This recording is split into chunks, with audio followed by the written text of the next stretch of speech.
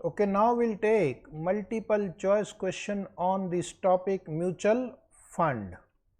तो बहुत ही इम्पॉर्टेंट, बहुत ही इंटरेस्टिंग क्वेश्चन आने वाले हैं. सभी लोग पार्टिसिपेट करेंगे और आंसर बताएंगे. तो first question is a closed ended mutual fund has a fixed option A NAV, option B fund size, option C rate of refund and option D number of distributors. तो student का कहना है fund size, option B. Very good. Second question, the maximum load that a fund can charge is determined by AMC, SEBI, MFI, distribution agent. SEBI. The answer is SEBI. Very good. Third, the amount required to buy 100 units of a scheme having an entry load of 1.5% and NAV of rupees 20 is, पहले 20 plus 1.5% करना और into 100 करना, देखना कितना answer आ रहा है. 2030. चाहिए तो कैलकुलेशन लिख के रखना. तो this answer is D, 2030. Then fourth question, a gilt fund is a special type of fund that invest in government securities. कौन सा ऑप्शन टिक करेंगे?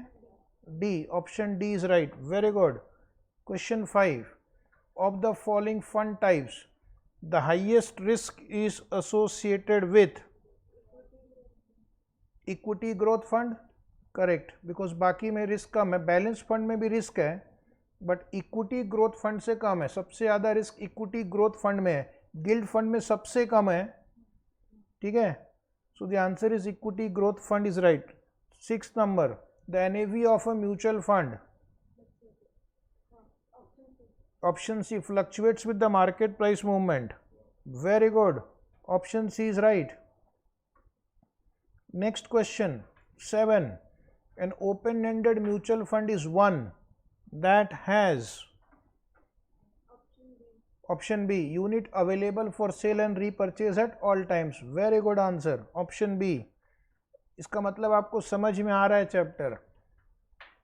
8 number, an investor in a closed-ended mutual fund can get his or her money back by selling his or her unit. Closed-ended mutual fund में आप कैसे अपना पैसा recover करते हैं? Closed-ended mutual fund, हाँ जी बताओ. Option C, where the fund is listed. Closed-ended fund में अगर आपको बेचना है तो स्टॉक एक्सचेंज में बेच सकते हैं. Option C is right. Question number 9, the load charged to an investor in a mutual fund is expense incurred by the fund managers for marketing a mutual fund scheme. Okay, so ये आपका answer 9 का D is the right answer. Expenses incurred by the fund managers for marketing a mutual fund scheme. Option C भी काफ़ी close है. The fees the agent charges to the investor, but that is not right. So option D टिक करना. उसके बाद 10th number question, units from an open-ended mutual funds are bought. Open-ended mutual fund को आप कहाँ खरीदोगे? Option B, from the fund itself. उसके लिए कहीं जाना नहीं, उसी फंड से खरीदना है और उसी फंड को जाकर वापस बेचना है. Question 11, a mutual fund is not, a mutual fund is not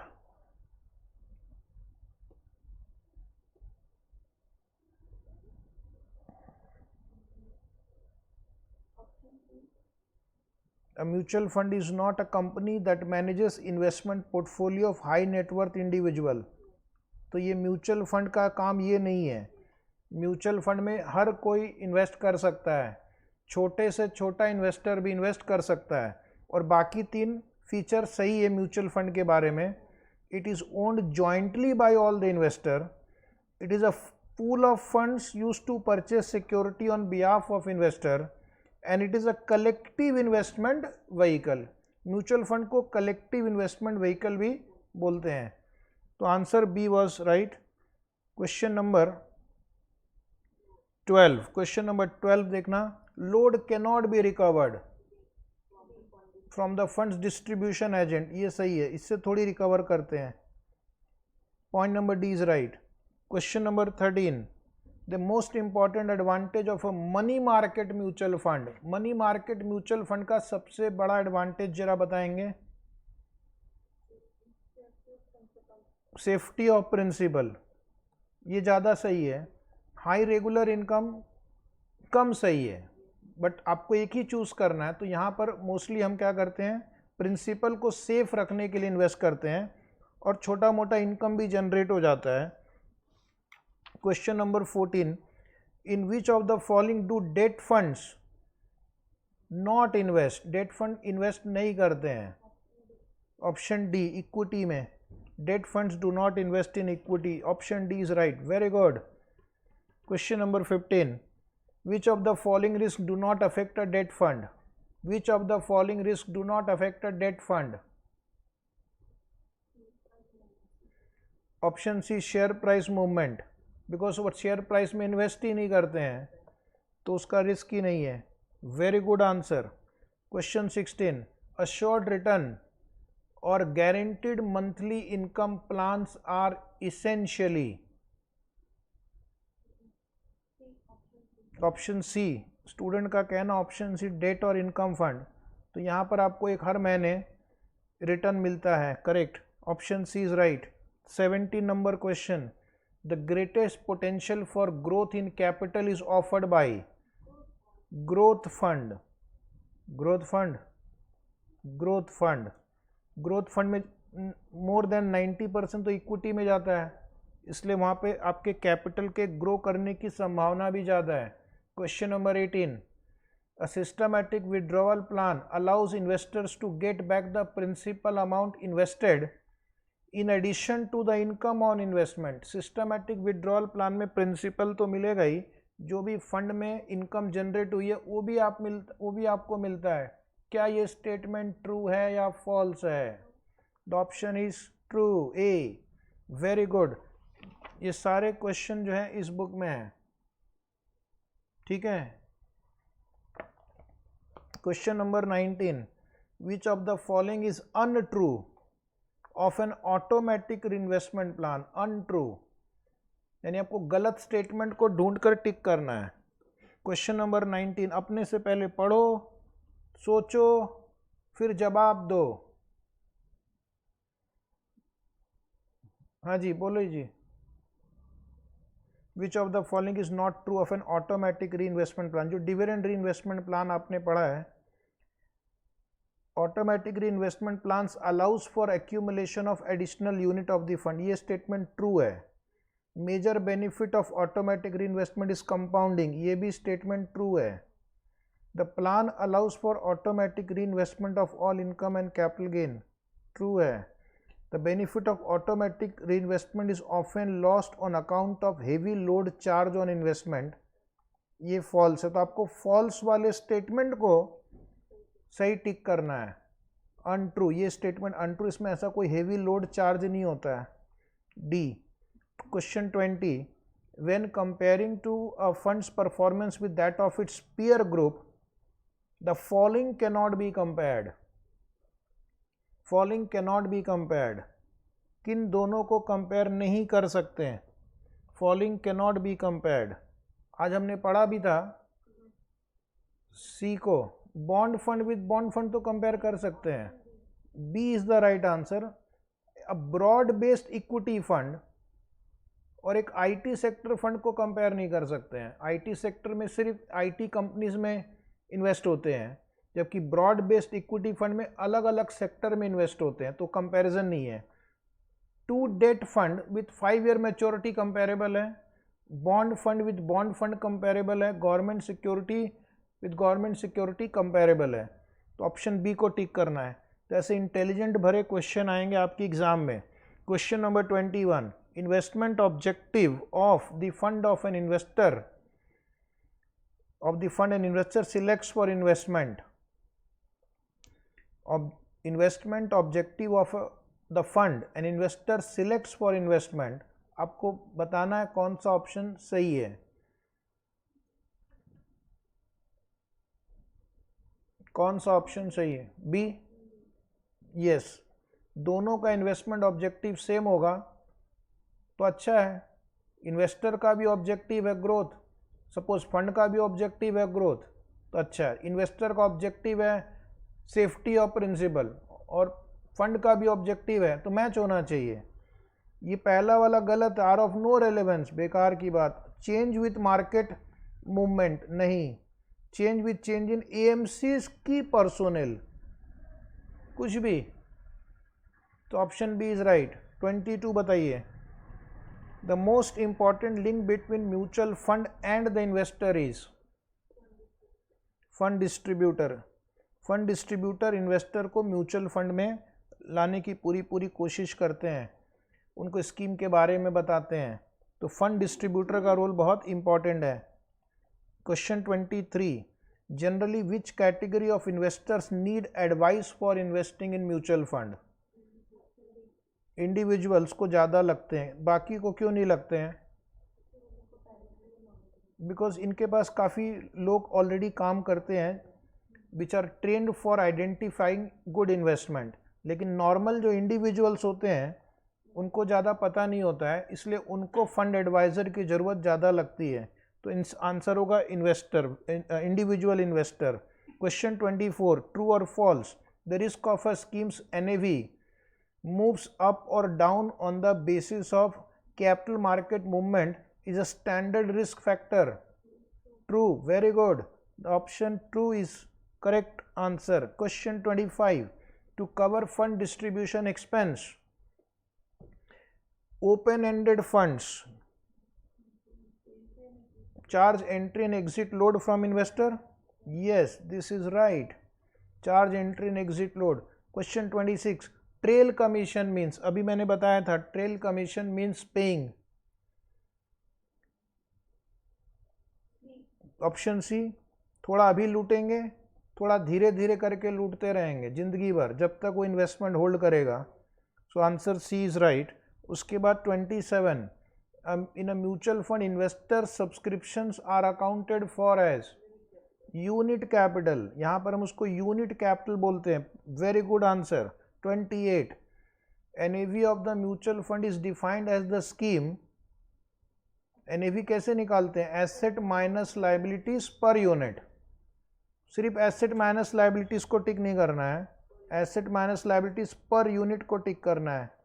तो यहाँ पर आपका answer C was right. Very good. Question 29. A fund NAV is affected by purchase and sale of investment securities, valuation, units sold or redeemed, and all of the above. तो यहाँ पर answer all of the above लिखना है. सबकी वजह से आपका NAV change हो सकता है. all of the above. एक और 30 number.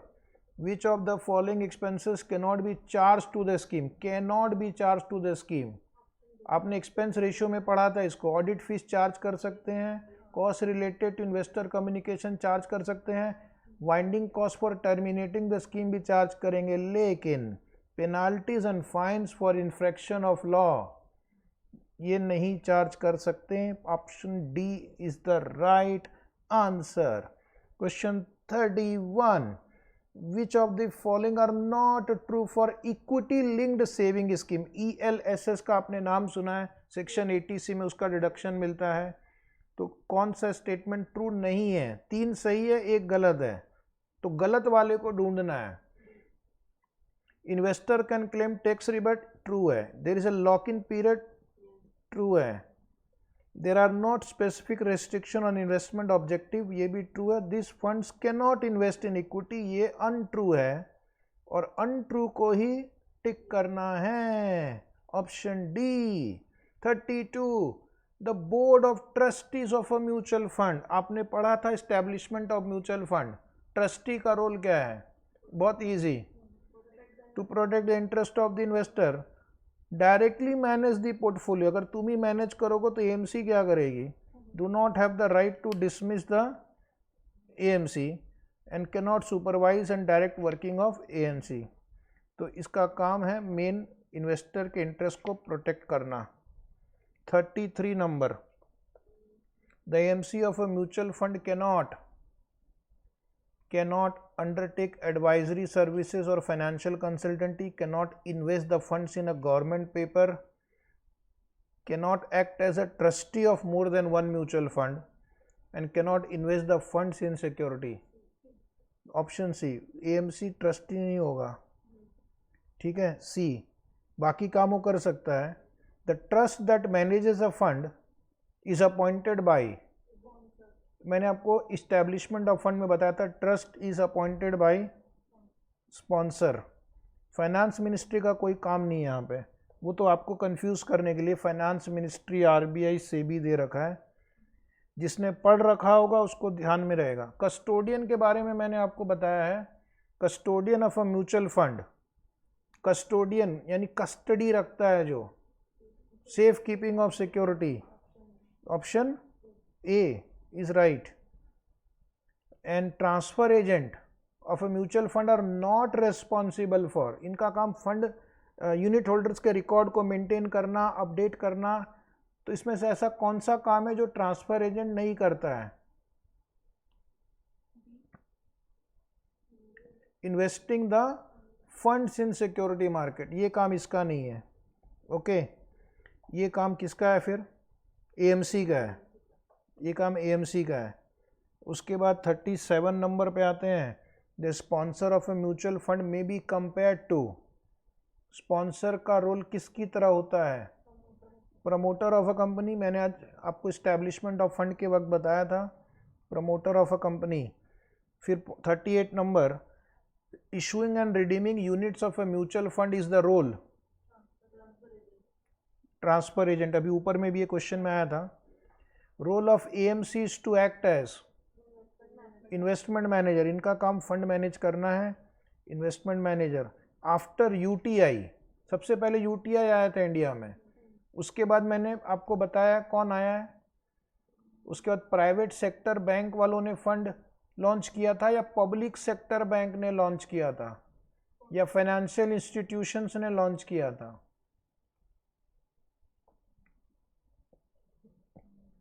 Public sector bank.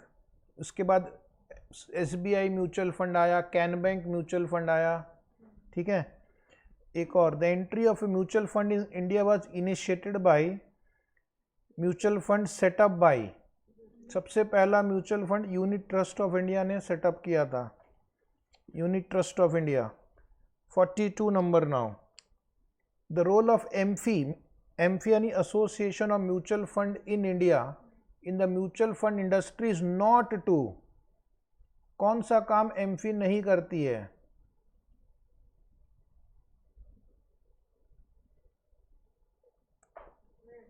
Regulate mutual fund, ये सेबी का काम है, this is the job of SEBI.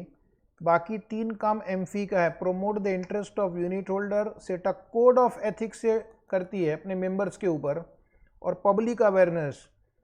आप जो टीवी में इतना सारा ऐड देखते हैं, न्यूज़पेपर में भी ऐड आता है, कौन उसको उसका प्रचार कर रहा है? एमफी कर रही है, ठीक है। 43 number, the responsibility of a unit holder do not include, आप यूनिट होल्डर है, इसमें से आपका कौन सा काम आपका नहीं है? Which is not the responsibility of unit holder? Taking decision about where fund manager should invest, ये इसका काम नहीं है, ये फंड मैनेजर का काम है। बाकी अपने इन्वेस्टमेंट का ध्यान रखना, ऑफर डॉक्यूमेंट ध्यान से पढ़ना, ये सब आपका रिस्पॉन्सिबिलिटी है। फिर क्वेश्चन 44 पे आइए, initial issue expenses are charged to a scheme in the first year itself, true और फॉल्स? फॉल्स, इसको एक बार में चार्ज नहीं करते, इसको over a period of time charge करते हैं, it is charge over a period of time. एक और question 45, mutual funds value their investment at, mark to market basis is right, क्योंकि एवरी डे मार्केट प्राइस जो होगा उसके हिसाब से म्यूचुअल फंड की वैल्यू बढ़ेगी या घटेगी। Very good answer. A passive fund manager, passive fund manager researches stock, does not buy and sell stock often, does not have to go through the process of stock selection and does not have to track stock। कौन सा option ज़्यादा सही है?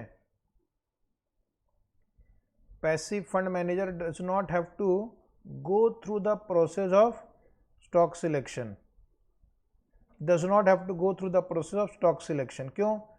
क्योंकि मान लो अगर Nifty 50 fund है तो इसको ये निफ्टी के 50 स्टॉक में इन्वेस्ट करना है। सेंसेक्स फंड है तो सेंसेक्स के 30 स्टॉक में इन्वेस्ट करना है। निफ्टी नेक्स्ट 50 फंड है तो 51 से लेकर 100 नंबर वाले जो लार्ज कैप स्टॉक होते हैं उसमें इन्वेस्ट करना है। ठीक है, तो यहाँ पर इसका स्टॉक सिलेक्शन के झंझट नहीं है, लेकिन हाँ उसको स्टॉक के बारे में पढ़ना पड़ेगा। स्टॉक को बाई या सेल भी करते हैं साथ, so that he can generate alpha, more return, and he has to keep the track of the stocks also।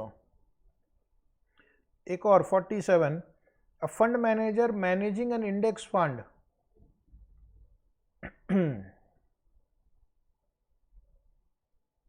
fund manager managing an index fund, बहुत इजी है।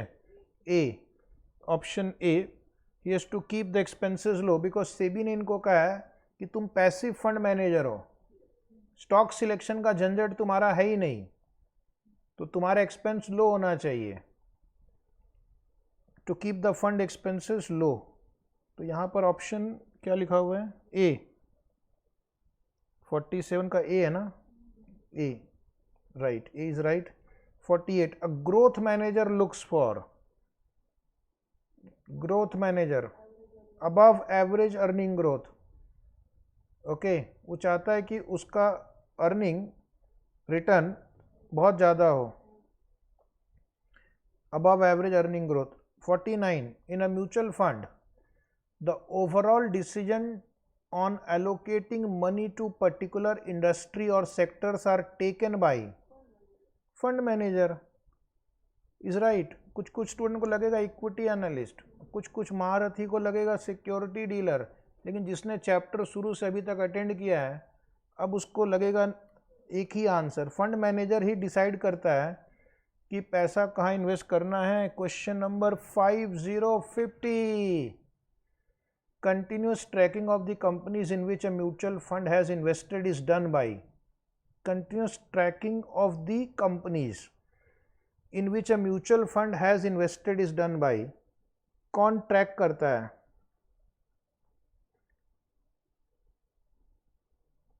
इसका आंसर होगा इक्विटी एनालिस्ट।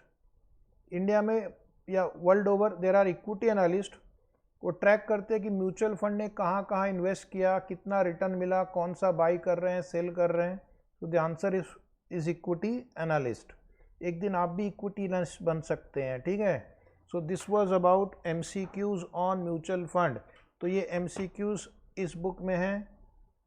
ओके, तो ये बुक आपको पूरी पढ़नी है, इसमें बहुत सारे MCQs हैं जो बहुत ही हाई क्वालिटी MCQs है, और जो बैलेंस MCQ रह गया वो आपको अपने से पढ़ाई करनी है। Thank you very much.